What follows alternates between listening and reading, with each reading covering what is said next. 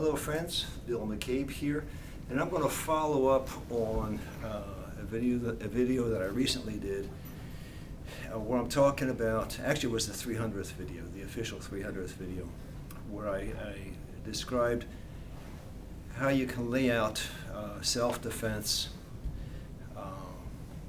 format for yourself so that you can compile your techniques without having to commit them to an absolute system of memory.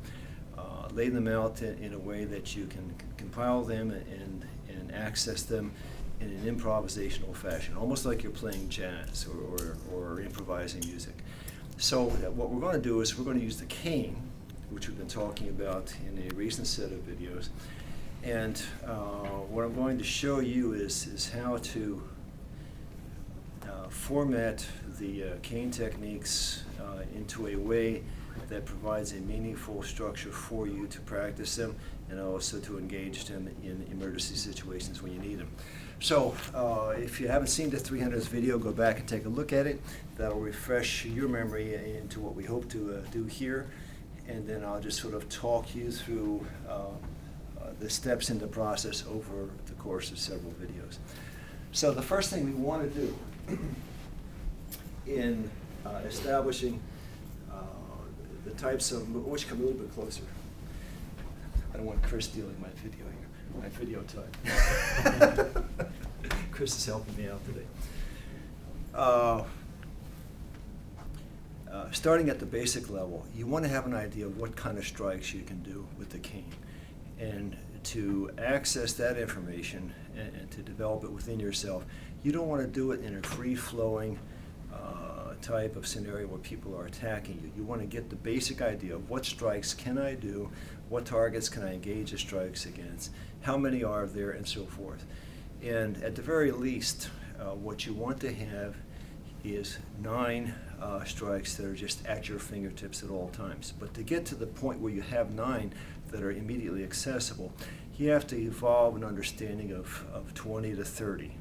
And I'll just give you an example of me working from scratch here. I'm not working from any format or any script.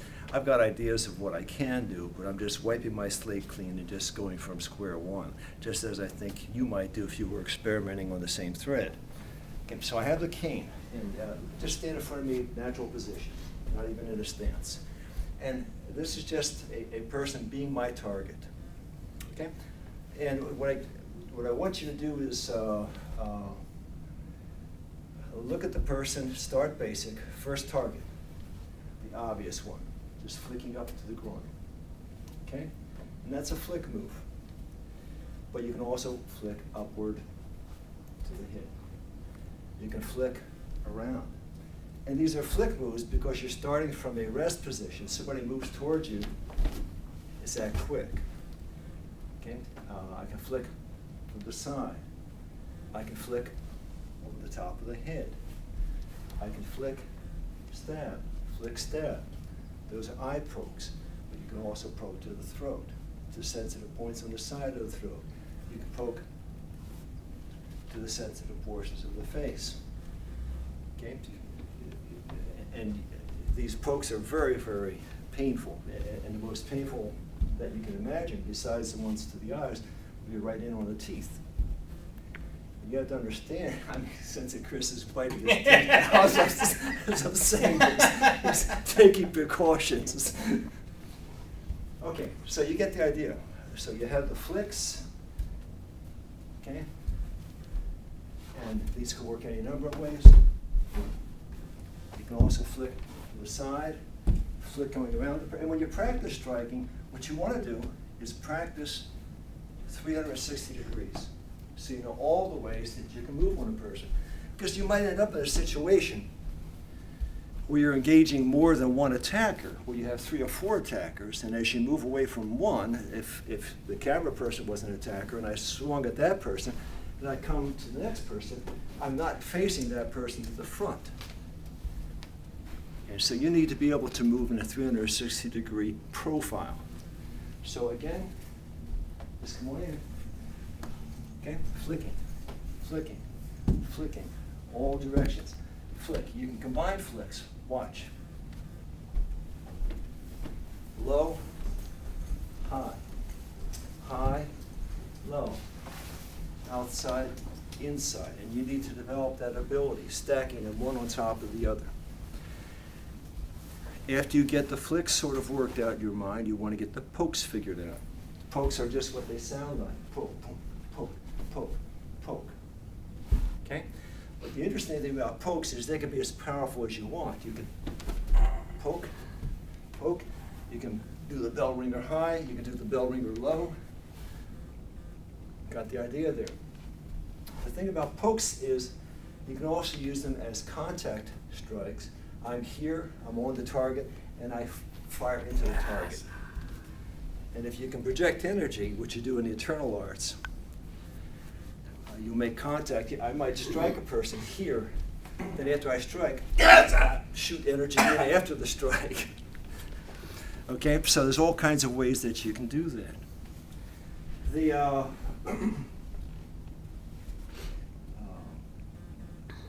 basic strikes apply here just like they do anywhere else. You have the over the head hammer-like strikes, and we're being careful not to hit the ceiling here as I'm doing that. Over the head strikes. Here I'm stepping with my foot. Here I'm doing it as a shortened strike with my opposite foot forward.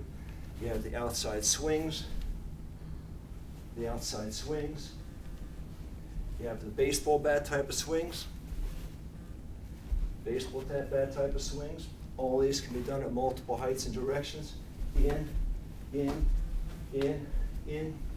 all different targets, and you need to acquire a good understanding of all the targets. The joints, the ankles, elbows, puts his hand out, the wrist, again, wrist, poking off of a slap strike. See how you can combine these. He comes forward, in, see it, poke, and hit. Okay, converting into something else. All those things you need to be aware of. Other kinds of strikes that are a little bit obscure, but they're still there if you experiment enough. He comes toward me, in, strike. See, I'm doing that as a strike, not as a catch. Strike. I go underneath, watch. Strike. All the males in the audience are now wincing, I'm sure. Strike. Using this like a hammer. Strike, strike, strike. This can be a strike or a pull or a takedown. See it? And strike, strike. You can combine them. I think you're getting the idea now, just observing how this works. So if I give this to Sensei Chris, and I'm just standing there, and I just say, okay, this isn't the first time he's done it. Let's just say it is, though. You saw what I was doing. What I want you to do is improvise and just make up whatever you can and do 15 in a row. 15 strikes? Yes, any type you want, any direction you want, without hitting me.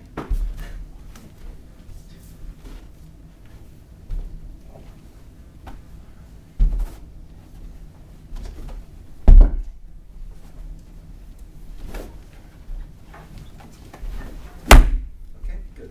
Sir. Terry? She's being drafted. Okay, Terry, say hi to our friends. Hi. You got the idea? 15 strikes. Come on in, buddy. Improvise and just do the strikes.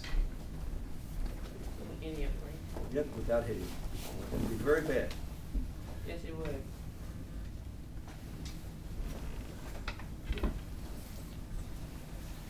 And Terry's just improvising and making this up. You know, she wasn't aware she was going to have to do this. And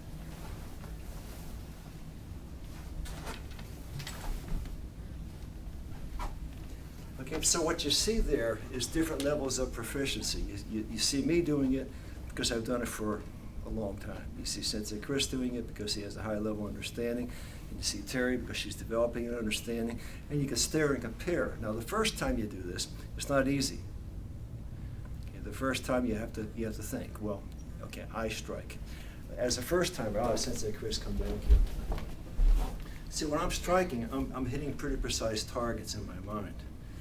And we can't really cover that in any kind of detail here. Your own teacher or you through your own research, you can identify where the sensitive points are on the human body and you can learn through experimentation or through research with a partner or research with the class how to make proper contact with those points. Generally, whenever I make a move on a person, I'm hitting very precise points. I'm not being sloppy. And when I train to be able to put my stick into a 1 or 2 square inch area. That's all part of what you're doing when you're working with a stationary target. See, and you're just touching these areas at first, and then later on, you develop ways to hit them more precisely with speed. But in the beginning, you have to be very careful. You remember, we don't try to destroy our partners because they'll destroy us right back. You know, there's this reciprocal courtesy that and trust that you have with the people that you train with. And there are some schools that don't really respect that, but here it's the law. Safety's first. But you need to identify points, and the way you can learn points is to identify them on yourself, and each of the striking surfaces will hit the points differently. A poke strike will work in some places, but not in others. But a slap strike will work in others, but not where, for example, a poke might work. So you need to identify the differences there, okay? Now, there's a whole lot there to think about. The next place that we'll go with this is we'll take a look at braking or control techniques against a stationary target and do the same thing. We'll outline various possibilities that you can engage to your advantage. Okay, till then, do your homework, stay well, do well. Take some of these thoughts to your schools and see if your teacher can help you move forward with your experiments. Take care. After we shut down the prior video, we got to moving about in class, and as soon as I did, I thought of 1 or 2 additional strikes that I think I should at least share with you, because you might not think of them without at least seeing them executed in some way. Okay? These are pretty obvious strikes, the pokes and whatnot. I didn't talk about rakes. Rakes are like this. See? Rakes going across the butt. They're still strikes though, but they're rakes, and you're tearing with the end of the stick. And those are really important kinds of moves because they create a lot of discomfort, and you can actually manipulate the person's body and the person's weight and balance by using the rakes. So you want to be aware of those, and you want to experiment with them. And you could do them across clothing. You could rip down the clothing, and then you can go midway down the body with it and then convert it into a strike or a poke. So I can rake, strike, poke, and just blend them one into the other. It's almost like being a painter and blending colors together. So there's a lot of improvisational potential here for experimentation. The other thing is the 2-hand strikes. We talked about the 2-hand pokes, but I didn't talk about the 2-hand thrust, which would be something along these lines. So you might do a poke and followed by, and we call these bridge strikes because the cane is operating like a bridge in your hands, and you're using the entire body weight, combining the 2 force vectors on both sides of the cane into a striking vector in the middle. So you're getting full amplitude from the body directed into the target. And there's multiple ways that you can execute this. You can strike in to the throat, into the bridge of the head, and go over the top. And this is like a slamming bridge. See it? So you can go directly in, here, over the top, from the side, Okay, you can rake. You can do it backwards, in. It can be here, in, and just slamming them to the ground with this. It's a vicious strike.